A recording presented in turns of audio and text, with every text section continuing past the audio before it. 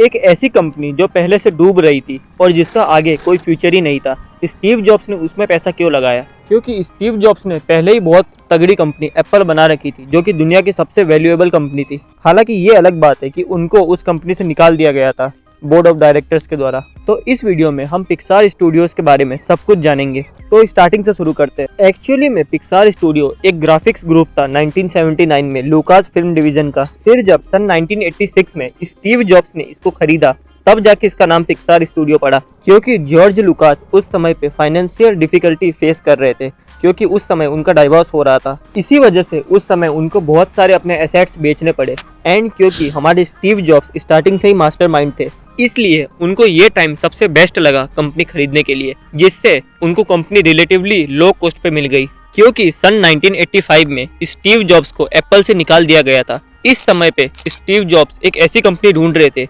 जिसको वो बहुत आगे तक ले जाए और जो टेक्नोलॉजी बेस हो एंड उसका फ्यूचर बहुत अच्छा हो, और उनको इस कंपनी के रूप में पिक्सार दिखी। और स्टीव जॉब्स ने बहुत बड़ा रोल निभाया एक स्ट्रगलिंग ग्राफिक्स कंपनी को एक बहुत बड़ी एनिमेशन कंपनी बनाने में। तो इन सब को धीरे धीरे पॉइंट बाय पॉइंट समझते हैं। तो पिक्सार स्टूडियो को स्टीव जॉब्स ने $10 मिलियन में खरीदा था लुकास फिल्म से। उस समय ये company high and graphics hardware बनाती थी, लेकिन स्टीव जॉब्स ने ये रियलाइज करा कि इस कंपनी का फ्यूचर हार्डवेयर बनाने में नहीं बल्कि एनिमेशन बनाने में है। और लगभग 10 सालों तक स्टीव जॉब्स ने इस कंपनी को फाइनेंस करा और $50 मिलियन इस पे लगाए। तब कहीं जाके आगे ये कंपनी प्रॉफिटेबल हुई। फिर जॉन लेसेटर नाम के आदमी, जो कि पिक्सार स्टूडियो में काम करते थे, स्टीव जॉब्स ने उनका पोटेंशियल समझा CGI में। फिर सन 1991 में स्टीव जॉब्स ने डिज्नी के साथ $26 मिलियन की डील साइन करी आगे की 3 फिल्मों के लिए, जिसके बाद टॉय स्टोरी की स्टार्टिंग हुई।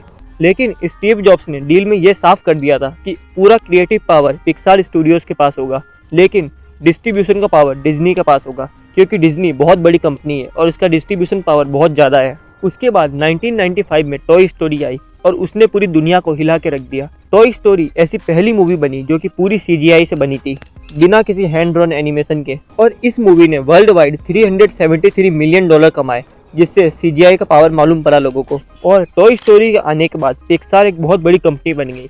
उसका नाम टेक कंपनी से हटके एक बहुत बड़ी एनिमेशन स्टूडियो बन गई। टॉय स्टोरी के आते ही स्टीव जॉब्स ने बहुत ज़्यादा दिमाग लगाया।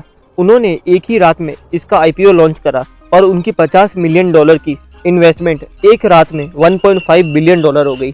उन्होंने इस कंपनी को पब्लिक कर दिया। और जैसे ही पिक्सार स्टूडियो फाइनेंशियली स्टेबल हुई, उसने डिज्नी के साथ और अच्छे डील्स करने स्टार्ट कर दिए, जिसमें उनके पास और ज़्यादा क्रिएटिव कंट्रोल आता था। फिर उसके बाद बहुत सारी मूवीज जैसे कि finding Nemo, monsters, the Incredibles आई। हालांकि पिक्सार एक टेक ड्रिवन कंपनी थी, लेकिन फिर भी स्टीव जॉब्स ने हमेशा स्टोरी टेलिंग पे सबसे ज़्यादा फोकस रखा और अपनी टीम को कहा कि सबसे ज़्यादा फोकस स्टोरी टेलिंग पे होनी चाहिए। और साथ ही साथ उन्होंने पिक्सार का हेडक्वार्टर ही बहुत ही अच्छे डिज़ाइन का बनाया।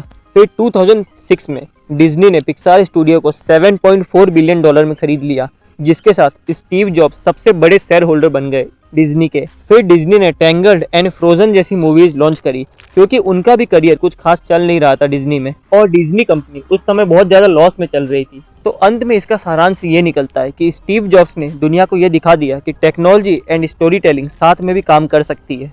हालांकि उस कंपनी को उन्होंने फाउंड नहीं किया था, लेकिन फिर भी पिक्सार स्टूडियोज को सबसे आगे तक ले जाने में पूरा स्टीव जॉब्स का हाथ है। तो आज की वीडियो में इतना ही। मिलते हैं आपसे नेक्स्ट वीडियो में। Thank you very much for watching.